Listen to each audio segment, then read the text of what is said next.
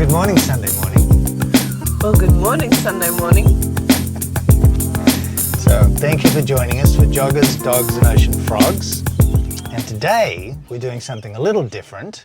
We're at the lagoon at Sandgate, the lagoons. The Einbuntgen Lagoon. Oh my goodness. I know, right? That's pretty exciting language to have this early in the morning. Stimulating.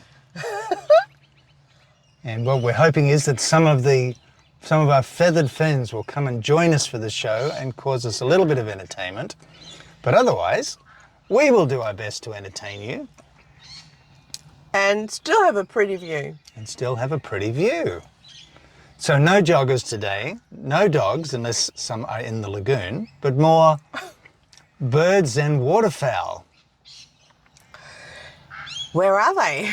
Exactly. Did you not send out the email No. that we were coming? Well, I thought I had, but maybe it got stuck in the waiting queue. You mean it could have got in their junk email? Or it arrived in their junk email. Who knows? Oh, well. I'm not so sure about waterfowl and emails. Well, fortunately, we have our staples. We have excellent coffee. And banana bread. Delicious banana bread. We have, even though there's a cyclone tracking down the Queensland coast at the moment, or it was yesterday, haven't heard any weather reports today, we have sunshine and clear, beautiful skies. So how did we get to be so lucky? I can see the clouds on the periphery. There's something looming. Looming clouds? Mm-hmm. Well, now I don't know a lot about this area, but it is a beautiful central park, central to Sandgate, there seems to be a series of lagoons. We're at one, and I don't know whether they're connected. There are three, they're all connected, and they're natural depressions. Original depressions catch stormwater and rainwater. Right. So we're here at the rotunda. Is that a rotunda? That is a rotunda. That does look like a rotunda across the way there. And it's something I noticed back in the day when I was working in architecture, which was my first career. I remember studying this idea that all of the great major cities in the world have a central park. So we could say... Oh yeah, New York. New York has its big central park. London has Hyde Park. And Paris has something, I can't quite remember what Paris has, but all of the big cities have this big central feature, and they are big, potent, powerful cities. Berlin has one too. Berlin has one too. I can't remember the name of the park. Yeah. And so what we've done in some areas of Australia, like take the Gold Coast, for example, where I lived, it's a long strip. It's about a 20-mile, what's that? I can't even do that calc for kilometres right now, but it's a strip where things are along the highway. And this is different to, say, for example, where you've got a village that has a village green, where there's this central area and all of the buildings and houses, etc., are around. So there's this sense of people to the side of you with your house, but also people before and after your house, behind your house. And it creates a greater sense of community and connection with the people in the village. Whereas the long strip idea, you have people to the left and the right perhaps, but you don't see so much in the middle. And the road usually cuts things in half. And the road cuts things in half, yeah. With heavy traffic. Whereas with the central idea, the road goes around the centre. And I know that in modern life, where we don't have these central areas like we have here, that the young people often go and hang out in the shopping centres and the malls, and that becomes their area where they connect, because there isn't that hub of the community. So I would put forward that these lagoons in the centre of Sandgate really do give it this lovely villagey feel, and it's an incredibly popular little town, isn't it? Now I do know that this lagoon before it was all shaped and had its borders put on with the concrete, it was a third of a size bigger. than that. Oh, wow. So it's been actually quite contained by human interaction. We would never do that. We would never change nature to suit ourselves. So I think the other lagoons, especially the third one, are much more natural. More like the original Yeah. way they used to be. Unhumanised. Yes, unhumanised. Yeah, we love to interfere with natural things. Of course we do. And totally control it. And fix things. And while fixing, we break them. Sometimes we do that very well. Yes. Yes. And it's kind of on that note. I was listening to a lady talk, and she said she had an orange in her hand, the fruit, and she was saying this is not. She said an orange is not found in nature. Really? Yeah, an orange is not found in nature. It is a merging or a breeding. What do they call that when you do plants? Yeah, I don't know. That thing. I'll think of it in a minute. Of different fruits over time. Is it hybrids? No? Probably. To create what we have now as an orange. Wow. We have created that. And also things like apples, right? Apples are not like, originally apples were tiny, small, little bitter fruits. Now they're big. And also the banana. Somebody else was talking about the banana, how originally the banana in its unmodified state is a small fruit, and it's full of seeds. And I heard there are 1,500 types of bananas. There could well be. Well, we've got one called ladyfinger and another one called Cavendish, and these are not found in nature. No. And they've been bred to remove the seeds, increase the sweetness, and increase the size, so that there's been so much going on, right? If you take apples, they've all been bred for sweetness. Yes. And roundness and size. Yes. So they're palatable for marketing and for we people to eat. Well, you know, they're now flats peaches around so that they stack better in boxes. I've not eaten one of those peaches yet. I have seen them, but I have refrained. So we have modified so many things in so many ways that yeah, it's incredible. Oh, here comes a moorhen.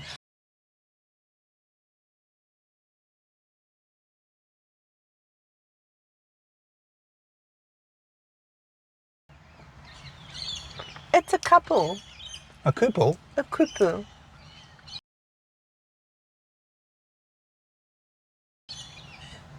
The males in particular have this incredible blue colour. Yes, you can see it in the sun. It's almost indigo, isn't it? It's just, yes. It's just magnificent.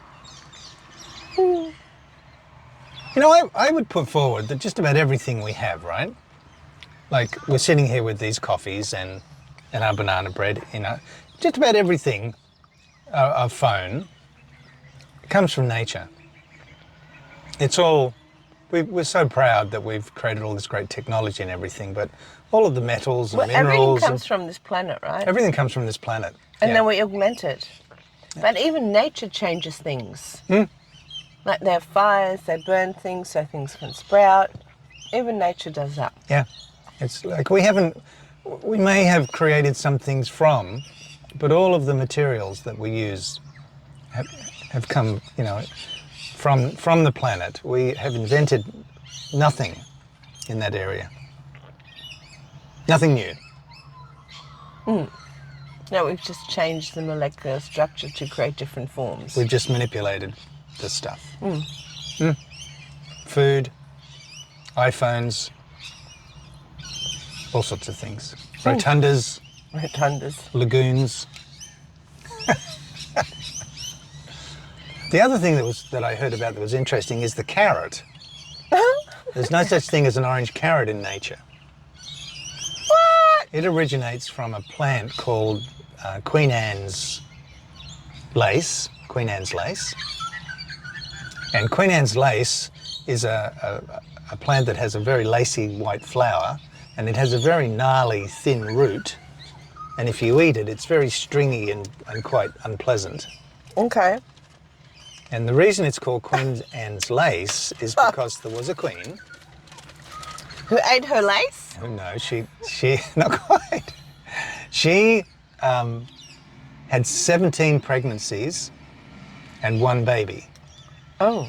Now, Queen Anne's lace was used to, it was in modern language, it's the morning after pill. So if a woman had been fertilized, if her eggs had been fertilized. Did she not want children? I don't know, but that's where the name came from. But it changes the capacity of the uterus to have a pregnancy. Right. Everything else works fine, but at the uterus, the pregnancy doesn't go ahead because of Queen Anne's lace. So that plant was engineered, modified, biologized to become the carrot that we have today. Isn't that amazing? That's crazy. That's crazy. I want to know more about her now and what happened. Whether she just kept eating it so she wouldn't have to produce children, and then she got it wrong one day and then she had to have a child. No, it wasn't that she was eating it. It was just that she had this extreme number of pregnancies and only 1 child. So fair enough. But it was used as it's kind of like a contraception in a way. Amazing, isn't it? Mm-hmm. Well, I'm glad there's some more hens around, because I thought it was very quiet when we were off, but I noticed that the water level is really, really low and I can't see any turtles. Well, turtles generally are in the water. I know, but they usually pop up and I can't even see any of them pop up. And we're not. Can you imagine doing a show in the water? Ooh, not that water. We'd need a little... That water doesn't look We need a little inviting. dingy. A little dingy dinghy. Yeah, we could do that. We could I wonder paddle... if is it illegal to get into this little pond? Probably. Probably. And here's a gorgeous ibis. People refer to them as bin chickens. Yeah, they've got a bit of a reputation. They're actually a beautiful bird. In the days of pharaohs in Egypt, they were the bird. I know. They were the sacred bird, weren't they? They Ibis? were the sacred ibis. Yeah. I mean, they're all different types of ibis. But in Brisbane, Australia, Queensland maybe, I'm not sure how widespread this is, they're called bin chickens. Because they dive into the bins and get out all the rubbish and make a big mess. I guess in the days of the pharaohs, they didn't have those kind of big bins. Yes. I'm not sure what they did with their rubbish, but they must have done something with it. But they would have called them some other kind of chickens. Rubbish heap chickens? I don't know. Yeah. But they're actually, I find them quite an elegant bird. And when you see them flying, I do too. They're very lovely. And the way they pick through the lawn, they're very gentle, and they must have sensors in their beaks that I think they also feel vibration, and that's how they find their food. I think they've got a little app on their phone. It's connected to their beak. On their phone. And they can kind of just plug in, I want to find worms today. Right. And it turns on the worm sensor. Uh-huh. So a bit like the robot at vacuum cleaner. That's it. Now I've got a question for you. Yes. What's the question? If you had a robot dog, would you take it for a walk? Well, only when I felt like it. It depends on how it was programmed. Would it be programmed to take me for a walk? Well, that could be the case. That could be the programming. Or could I choose the type of programming I wanted? Ah. Maybe you could have a lifestyle. A lifestyle robot dog. Why are you asking me this question? Well, I saw a robot dog. What? Well, you know how we've got... In real life? No, it was a video. Oh, okay. But it was like a person was taking their robot dog for a walk. And you know, like we've got vacuum cleaner robots, and now you can get a lawnmower. Yes. Mow your lawn and do quite a reasonable job and various things. And believe me, if you think AI and robots are not going to take over the world, look out, they're on their way. That's a bit scary. No, not scary, but more I being... think of War of the Worlds. No, being used. Robots Okay. being created to do things like lawn mowing and... Well, what's the purpose of a robot dog? Well, it's a clever thing. It's not like furry and cute. They haven't got quite to creating the cloak or the clothing that the robot will wear, but it was a four-legged robot with a body and a head, and it walked along there kind of like a dog. It was clearly a robot. It wasn't as fluid and as bouncy as a dog would be. Right. But it walked along there really well, and the person had it on a lead, and it went backwards and it went forwards. I don't know if it was controlled or not, but the action was pretty amazing. I look surprised. Why? Just because we can. Okay, just because we can. And actually you can buy, like in Asia, people can buy these little fluffy little robot dogs that woof and make noises and move around, and people have them instead of pets. Okay. Just Companionship? Just charge them up every night. No pooping. No pooping. No poops to clean up, people. No plastic bags. Oh my goodness. But they're more like a little toy, more like let's say a contemporary or a modern doll. But they're very cute and they make all the noises. What was it? There used to be a game, Yamaguchi or something, I can't remember. And kids used to play it on their little consoles. And I think if you didn't feed these things, Oh yeah, they used to die. they were a face on your Yeah, I can't remember. On your phone. Or maybe there were a couple of different things. These days when you play these games, like, things don't die on you. But these used to die, I think. They did. Because it forced you to pay attention to the Yeah, every day the you digital- had to do things. digital Yeah, the training. toy. Maybe the training isn't needed anymore. It's been changed to get a dopamine hit now to all these little games, and that's what's so addictive. No, quite extraordinary. I was listening to an interview with a guy who's very much into AI and also the use of AI with robots. And he was talking. It was really quite interesting that he was talking that within the next 2 years he was predicting there would be huge changes to the way we work, Yep. the way government functions. All sorts of different areas will be affected by the ability of AI to handle a lot of tasks. Jobs will change, people will change, and it's going to be quite an interesting thing. It's a big changes, huh? And people are scared of change. Oh yeah. Change is frightening for some people. Well, I think it's more so that fast change. Yes. And what's happening with the AI thing is that the development of AI is happening incredibly fast. Sometimes there's fairly major changes to it within a 24-hour period. It's that quick. And what they're aiming for is this idea or this reality called general artificial intelligence, which is where at the moment we have AI that's specific. So you've got one works really well with content. You've got another one works well with images. One some other area. So general artificial intelligence would be an AI that has access to all the information. And with that, I think it's going to be quite incredible what it's capable of.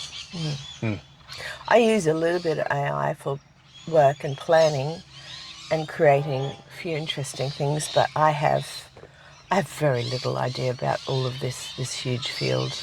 You've got a much bigger grasp of all the possibilities and things it can do. Well, I think the thing I've been most interested in is the change that it's going to create. I'm a bit worried, concerned. I feel a bit sad, perhaps, about losing human humanity. Do you think that might be a thing? No, I think, look, with all of the mod cons and all of the things we've got, like this camera and these microphones that we're recording with, the car we're sitting in, all these modern and conveniences, like our houses and our TVs and our streaming and internet, what have you. There are still people that live in community and make things and grow things and don't have mobile phones and live and choose that life, right? Choose not to be connected to the internet and do all of the things that perhaps you and I enjoy. We have that choice.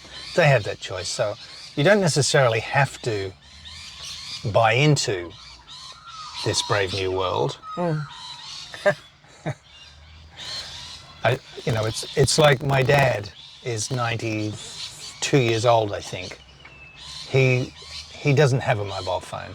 Yeah. He's having a little bit of trouble at the moment. He's only just stopped writing checks because the bank doesn't do that anymore. And he's had to try and figure out different ways of doing banking. But he doesn't want any of this. Yeah. He's happy with his life and what he knows and what he's created. And he doesn't want to learn a mobile phone or carry this thing around or have that at all. And to some extent, it's being forced upon him. That's right. But he still has the choice not to. But if you're a younger person and you're working, maybe, and you want to participate in working life, perhaps it will be forced on you to plug into a lot of different things. Look, it will be. But see, it's different, right? For younger people, they were born into this. So it's normal. So it's normal for them. Right. So there is the change. It's not so much a big change for them. It's more of an evolution. Oh, look. More of just something that for them has always been there. Yeah. And is part of life. Yes, the fountain. The fountain's just been popped on to aerate the water. That's nice. Yeah, maybe there's an AI controlling it. Or maybe it's a timer. Maybe it's a timer. An AI controlling it, I don't know. Yeah. There does, don't want to harp on about this AI thing, but there does seem to be this... It's fascinating. Desire in humans to replicate nature with machines. Yes. Right, so the idea of, instead of having a dog, have a robot dog. Yeah, yeah. Now, okay, but what is there that has never been created before, that has never been seen on planet Earth, that we are capable of creating, that is not simply a duplication of something in nature? I'm stumped. Yeah, it's it's a question, isn't it? We have these capacities, these brains, these fabulous, talented people. What if we could actually create something that has never existed before? Something that was rather a duplication of what we see around us, a completely different possibility. Is that one of our shallow and meaninglesses? I think so. Yeah. To some sort of star. I don't know. I have nothing to say on that. I understand. I understand. Huh. Well, there is a lot of bird sound around. Well, what we're hearing, perhaps the mics are picking that up, is a whole tree full of cockatoos having a morning squawk. Morning squawk. These are probably the sulphur-crested white feathered cockatoos, the big ones. They're quite magnificent. Somewhere up in the trees. Up high in the trees, having their morning conference. Well, I'm glad the birds are here, because when we arrived I thought, wow, this all looks a bit morbid. Yeah, usually a lot more birds and things, but oh well, they're still around. Yeah. Look, do you know, this is one of the things in the area that I work in, I do a lot of meetings online. I'm sure a lot of people do meetings online these days. And I'm talking with people in Europe and talking with people in America. The companies that I work for are international. And I have an office at home. Often the windows are open. And they say to me, I've heard this so many times, they say to me, have you got birds at home? And it's like, no, they live outside in the trees and fly around, and they always hear birds. And it's been quite noticeable, because what what it tells me is that they don't have birds. They don't have birds in trees and in their gardens Right. like we're hearing now. They could put some robot birds in their trees. Well, that might be what they need, Goodness. but I think in some like big cities and things, you don't get this. We have this fabulous lagoon to come and visit. Especially if cities aren't that green. Yeah, yeah. And yeah, so it's been a comment all the last 20 or 30 years I've been doing this. Do you have birds? No. And then when there's a recording of the meeting sent around, in the background there's a crow going whack, whack, or somebody singing like a butcher bird singing outside the window. And they like it, right? It's not a complaint. It's just unusual for them. Yeah. Yeah, That's funny. that is funny. I wonder if that rotunda gets used for anything. I know people during the week, the shops are just across from that. There are a lot of people coming here for lunch during the week. Good. And why wouldn't you? It's very lovely. Even when I've had a late lunch after work, I've come and bought some food and sat there and had my lunch.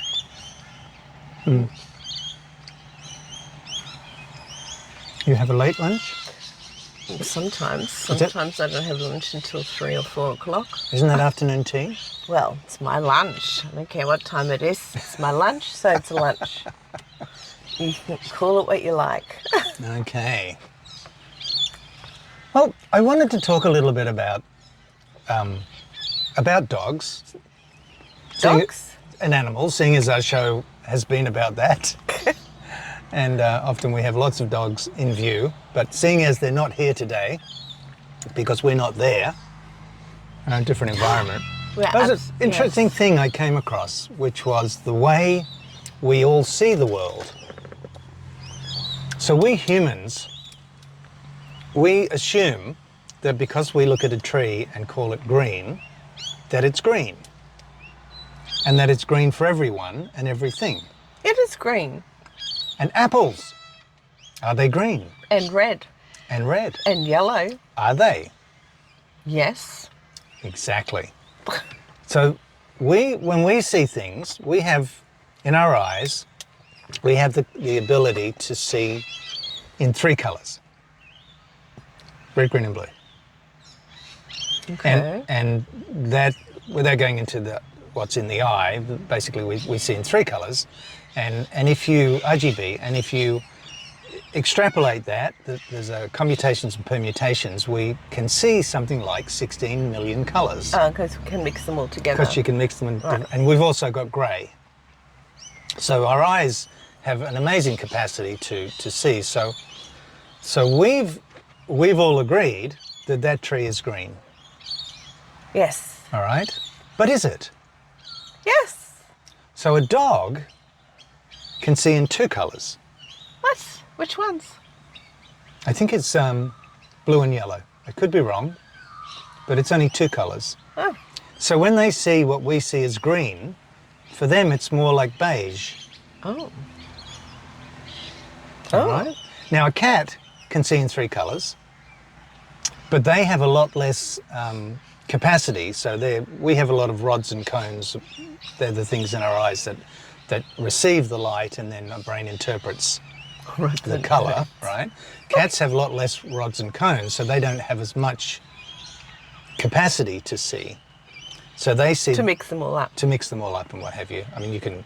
I don't want to go into all Yeah. of that. I don't have all the info, but the point being is that they see the green grass and the tree very differently, and I can't quite remember what it's anticipated they see.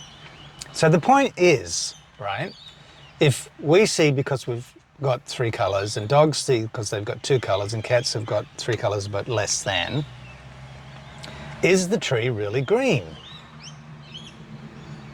Or is it that our eyes, that are the sensors or the cameras for our brain, provide the information with the capacity they have, and our brain then interprets and paints onto the object the colour?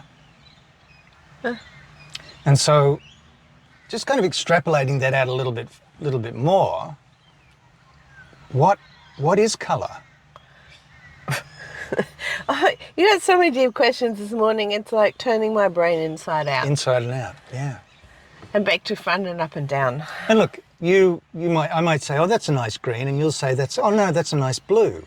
Yes. Because even within our own human Yes. capacities, you might have greater strengths in one colour Yeah, than the you other. often talk about a colour and go, what? I can't even see that. What Yeah. are you talking about? So colour is really personalised. Goodness. And just because you see it one way and assume that the world sees it that way, and there's a general agreement that trees are green and apples are green and red, That's crazy. it's not like that for everybody. So everybody has their own personalised experience. We've been taught an apple is green or an apple is red and a tree is green. I know that some people are colourblind. And some people are colourblind. They can't even see red or green. That's right. So we're all seeing the world through our eyes And some people don't have smells. in a very personalised way.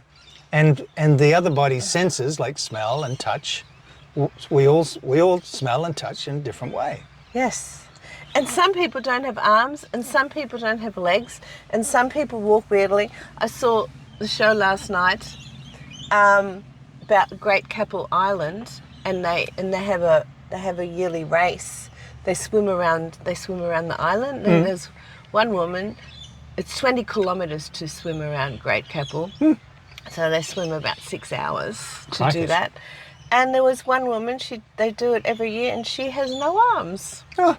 And she swims with a husband who has a very strange gait because he has some sort of disability in his leg. Oh my and God. they swim together. Absolutely amazing. And they swim for 6 hours? 6 hours around Great Keppel Island. Crikeys. Yeah. And I went, wow, they experienced their life in a totally individual way. Yeah. Amazing. Just amazing. And if you begin looking into that, all that we've talked about, you have to ask yourself, what is true? Well, I know. And some people want to talk about the truth, but the truth is very individual, isn't it? It's their truth. Yes. So what is true? Gravity is true. That rain falls down out of the sky is true. But the way that we are with the world, it's all interpreted, it's all filtered. Yes. Because we tend to sense the world through our body. Yes. The senses. So that's my final question on this. What is really true here? Okay, well, that's it. I'm wordless. Wordless? I'm speechless. Well, maybe another day we'll get on to time and then choice. But I think that's enough for today. I think so. All right, I'm done. You're done? My brain is done.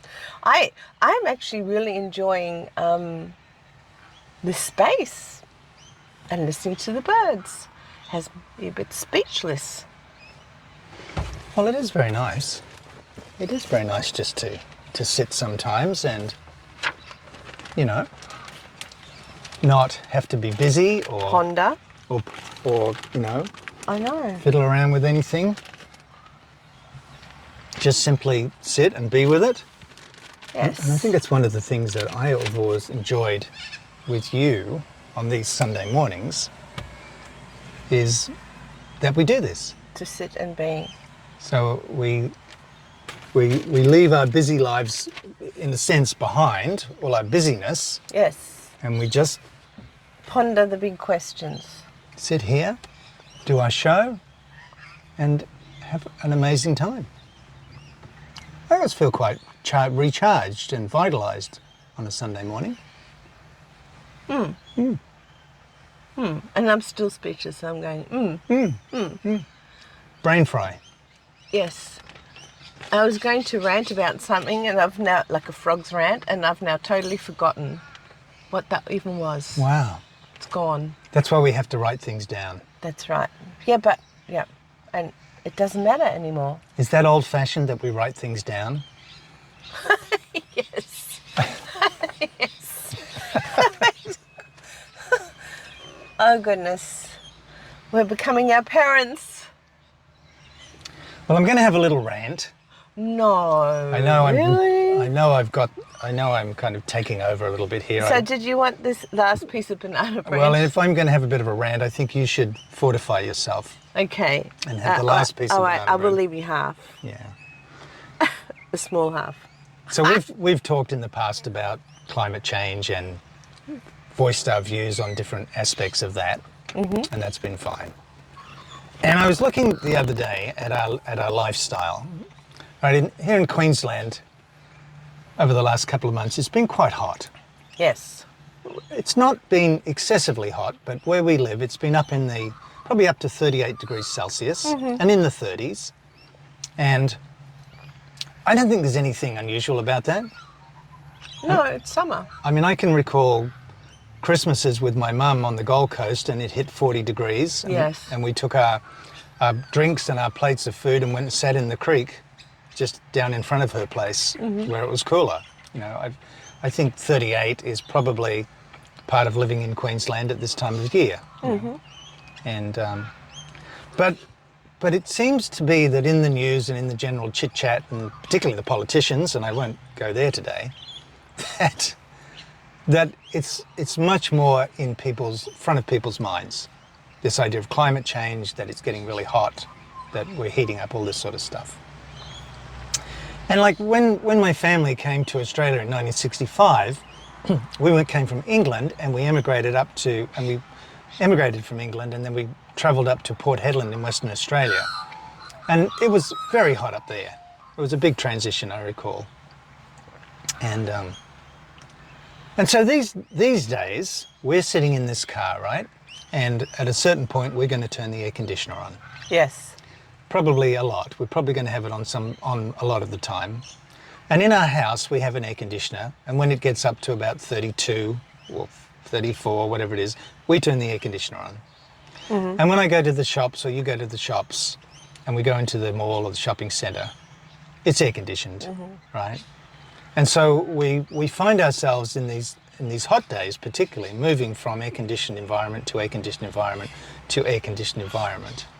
Yes? Yes, definitely. So my question is, have we become unacclimatised to Australia? Yes. And because we're creating these artificial environments, I mean, like when I had my first car, it had quarter vents in the windows, and in order to get some air, you turn the little quarter panel in. Oh, the little front glass. The little triangle Yes, glass in the front, and Yeah. you turned it in so it directed the air directly at you. Yes. Just like we do with our vents, our air conditioning Yes. vents. And you drove around with the windows Oh, yeah, down. I remember those. Yeah. Yeah. And that's how you cooled yourself in the car. Yes. And it was still 38 degrees Yeah, it or didn't have air 35 conditioning. degrees. We didn't have air conditioning then. That was Didn't even have air conditioning in the house. nothing in the houses. You had fans and windows. Windows. Yeah. And people lived like that for hundreds of years. Yeah. Or you went when it got too hot, you went to the beach and went for a swim. But now, I want to just tie this in a little bit with some fun we had a few shows back where we talked about the weather, how the weather people say, look, it's going to be 29 degrees, but it feels like 33 degrees, right? Yes. We had a big laugh with that. And is that part of it, that we've become so unacclimatized to this country that it actually feels something different than it is? Well, and we get told. And if you get told often enough, you start believing it. Yeah. I have something to add to that rant. Go. When I have the air conditioning on in the classroom, now I know that in summer, 24 degrees, it runs efficiently.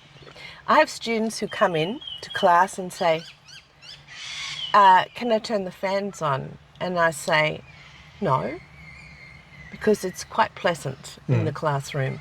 They go, oh, but I'm hot. And I say to them, well, take your jumper off. I don't want to take my jumper off. I have a right to wear my jumper. Turn the fans on. Turn the air conditioning down. And it's, and I know that look. Yeah. That's how I look. Yeah. And I say, excuse me, in my classroom, if you are too hot because it's 32 degrees outside, take off your winter jumper. And if not, enjoy the sweating. So in a sense, they would rather have the the fashion. They want the fashion, or they don't like something about their body, so they want to hide those Cover parts up. of their body to Yeah. cover up. And they were so adamant to have that rather than to work with the weather. Now it can be 19 degrees outside, and they come in and they go, "Oh, it's so hot. Can you turn the air conditioning on?" And they Although have, the air conditioning would be warmer than the outside. right, wow. It is. It's only been happening for about the last 3 years. It's becoming worse and worse. It is the most bizarre thing I'm observing. There is one student told me, he said he has the air conditioner in his room set to 19 degrees at all times, and he wants it 19 degrees in the classroom. In the classroom, which is quite cold. It is freezing. We'd all have to wear Arctic jackets in Queensland to put up with that. So yes, We'll be visiting Kathmandu for So- some totally. goose down feathered jackets. Totally unclimatized.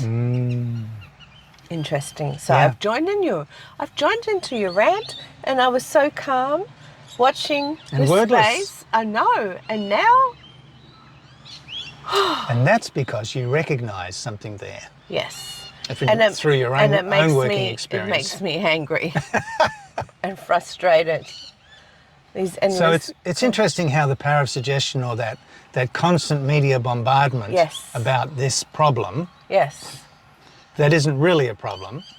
It is certainly a change, But- and it is there. but people make it a reality But by people buying into the media hype. Yes. And the media has to do that, right? Because Yes. their job is to get your eyes and your ears on their show. Yes, So they have to create whatever it is that will get your attention. So- And the government has an agenda to do with renewables, so they also are perpetrating yes, what supports their agenda.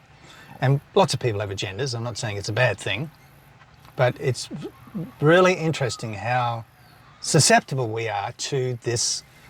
I guess the only word I can put to it, really, and it's not a bad word or a good word, I think it's a great word for this particular case, is this propaganda. yes. It is propaganda. And I think with that, And the Ibis is closing the show. closing the show with the Ibis, I think we can say, well, thank you, listeners, for spending some time with us, and Comment away. comment away. Absolutely. Absolutely. Subscribe and keep in touch with all of the shallow and meaningless and ridiculous, sometimes quite absurd And give us your rants or insights. rants and things that we would be very interested to hear back from you. Yeah. Okay, so same time next week.